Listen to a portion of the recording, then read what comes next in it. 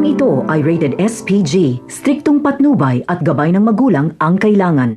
Pagkakaperahan sana ni Lucio si Erica, tinawagan niya si Roberto para ipatubos si Erica sa halagang 300 milyon.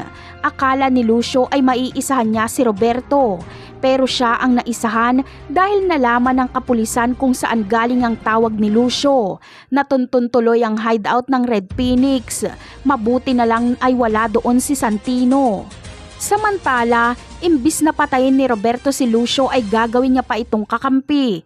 Kailangan kasi ni Roberto ng grupo na pwedeng pumatay kay Tanggol, kaya uutusan niya sila Lucio na patayin si Tanggol. Kapalit nito ay malaking halaga at magiging protector na ng Red Phoenix sa mga gerero. Kaya pabor pa ito kina Lucio dahil nagkaroon pa sila ng protector. Sa kabilang eksena naman ay kalunos-lunos ang nangyari sa pamilya ni Fatima. Pati ang nanay niyang si Gracia ay namatay. Si Paeng na lang at Maki ang pwedeng magprotekta kay Fatima.